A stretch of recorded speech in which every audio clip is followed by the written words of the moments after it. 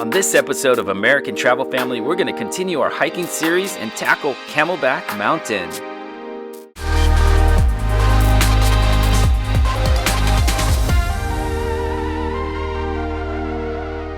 And so we are here on a Wednesday morning and the parking lot is pretty empty. If you come here on the weekends, as a note, the parking lot is completely packed here at Echo Canyon and you actually may have to wait. There's no other parking on the street or around the neighborhood surrounding here. So as a tip, the best time when the weather is great to hike is during the week.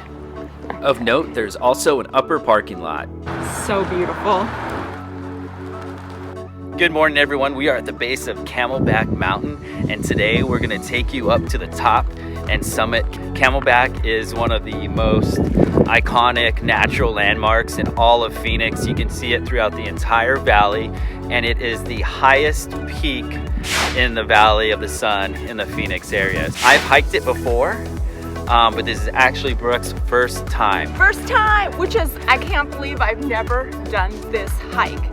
And one of my first impressions of rolling up in the car was, wow, I can't believe I haven't done this hike because it's so beautiful. It really just kind of grabs you when you turn the corner.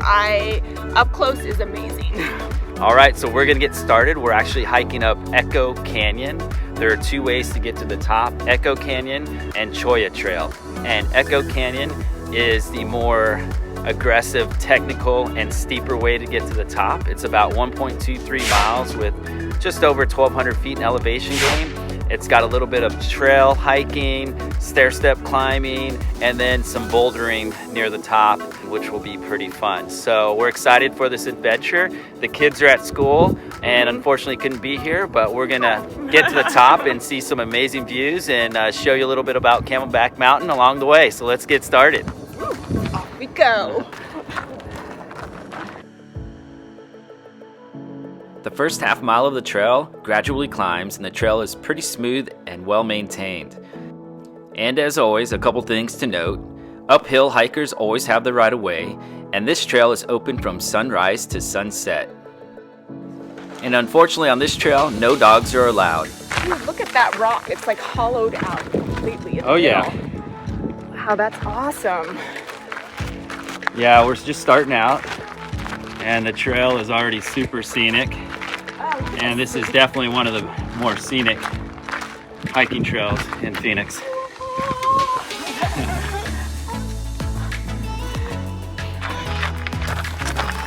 Don't expend all your energy in the first quarter mile. I have a lot. I'm excited. All right, here we go. Right from the start, there are great views and cool rock formations along the way to check out. Around the quarter mile point, the trail starts to get a little more rough, so as always, just watch your footing. About a third of the mile in, you come to a marker that reminds you that this trail is extremely strenuous, and to always be prepared when hiking with water and also be physically and mentally fit to hike. This tells you a story of a young man who wandered off trail, which is not recommended, and ended up falling and dying. So as always, stay on trail and be safe. At the half mile point, the warm-up is over and the trail starts getting steeper. We're about a sixth of a mile in to the trail and I am winded, Matt's not, but we're to the first rock wall where you scale it up. Definitely use the handrails on this. Yeah, the beginning's not too bad. As you get higher up, it gets a little steeper and the handrails will definitely help. So on that note, I'm gonna stop filming and start climbing.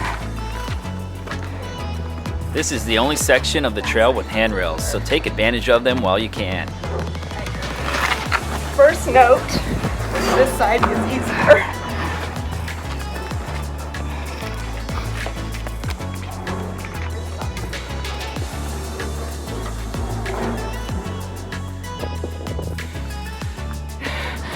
That was a hike.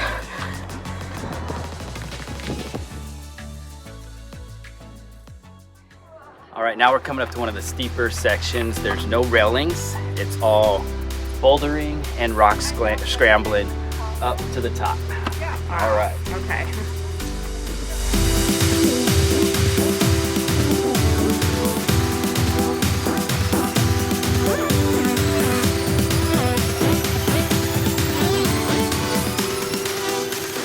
All right, we made it up with the rock scramble section, one of the steepest sections. It was actually a lot of fun, and we made it up unscathed.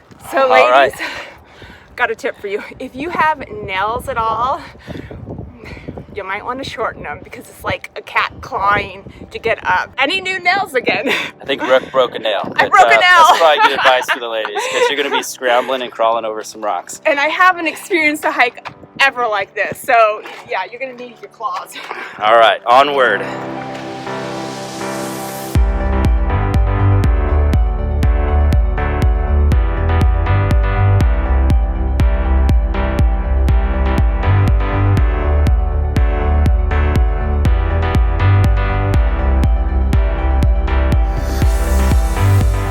And now it's time to check out the secret cave, which is totally awesome, but easily missed if you don't know where to turn. Check this out. All right, so we are now standing in the secret cave on the side of Camelback Mountain. It's not really secret. They call it the secret cave, but if you know where it is, like most people do, then it's easy to get to. This is a pretty cool spot and a little side detour as you're hiking Camelback Mountain. There's almost like built-in benches where you could sit and enjoy the beautiful view of northern Phoenix. So check this out.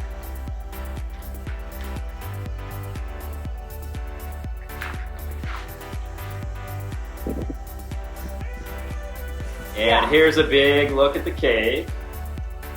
It's pretty cool. And it looks like someone asked someone to get married. Okay, that's not cool. I don't care if it's marriage. And the story goes, this cave was actually used by the Hohokam tribe in the 14th century. So this cave has been here for several hundred years. All right, I gotta say something. So when you take a beautiful place like this and you deface it with drawings and stuff, you're actually putting bad vibes back onto yourself. Do not deface property. It's bad luck for you. All right, there's another tip and fun fact from Brooke. All right, we're gonna enjoy the view for a bit.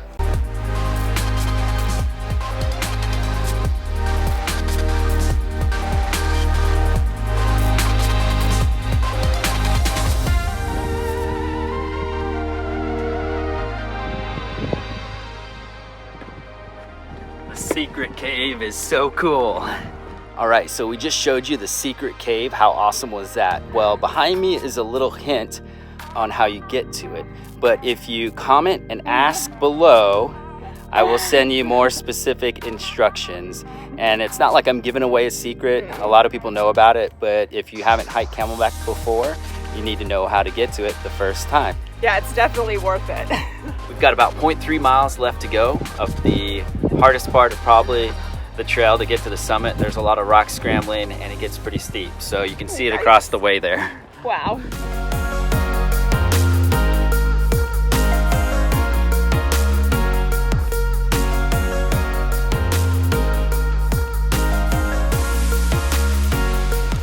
All right, let's see how Brooke's doing.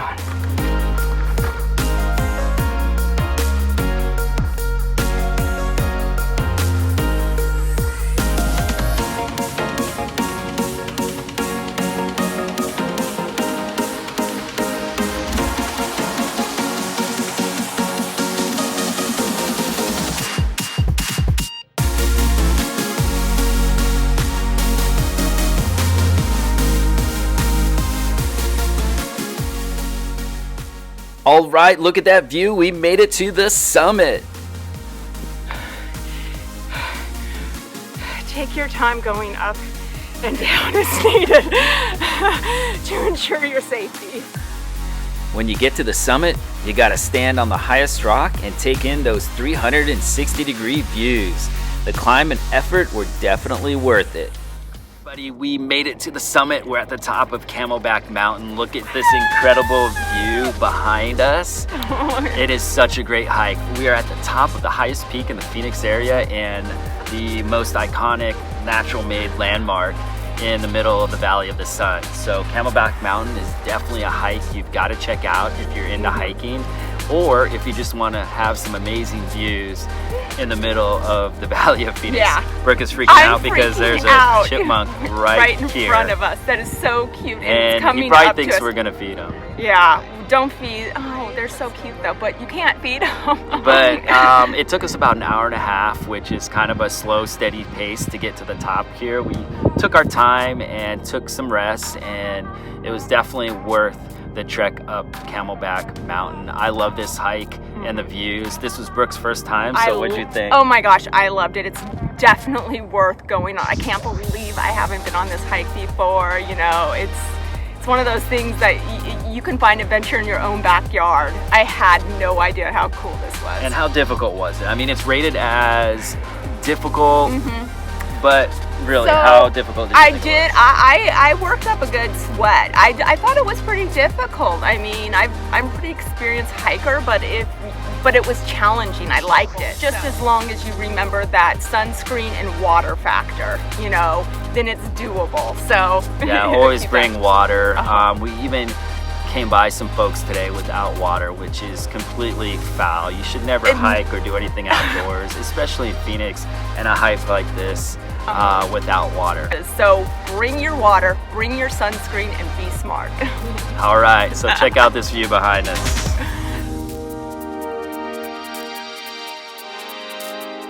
All right, after our little rest at the top, we took some pictures, took in the view, drank some water, had a little snack.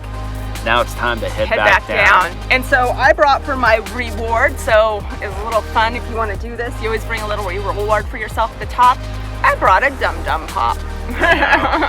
And she only brought one. Had one. There was only one. Sorry, babe. I'll lick half and you can lick the other half. Yeah. No thanks. And as a side note, trekking back down the mountain at times is almost as difficult as coming up. So definitely be slow and steady on your way down and watch your footing, because a lot of times you can pick up your momentum and get going a little too fast, and that's when you kind of get in trouble. Yeah. So we're gonna head back down now.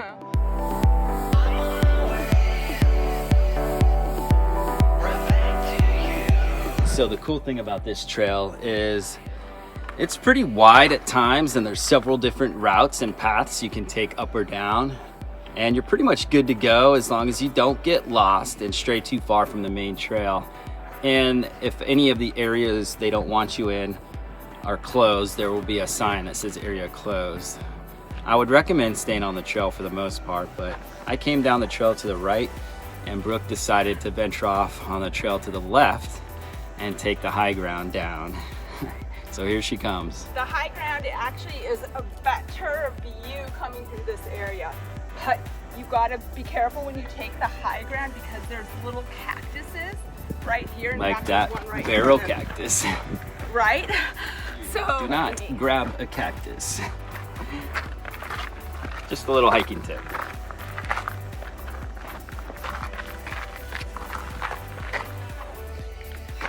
Okay, how was it? All right, that's the last of the rock waterfall. Are you gonna go into the cave now?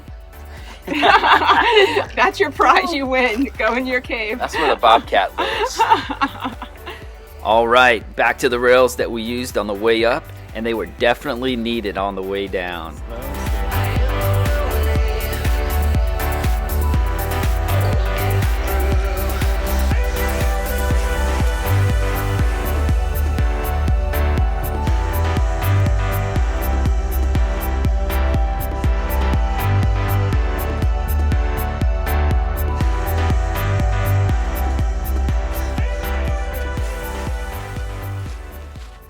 All right, we did it. We made it to the bottom of Camelback Mountain unscathed. Yeah.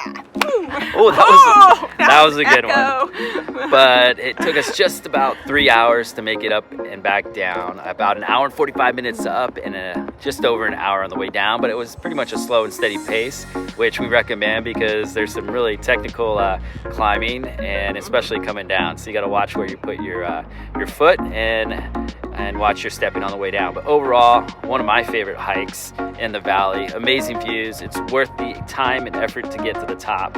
What'd you think for your first time? I thought this place was so fun to hike. This was a really fun hike, and I think it might be one of my new favorite hikes. hikes. I mean, in the valley, I'm saying it's a good hike. So remember, the slow and steady wins the race here. And it's definitely not an easy hike. No. It's pretty challenging, but it's definitely worth it if you enjoy hiking. This is the hike in Phoenix.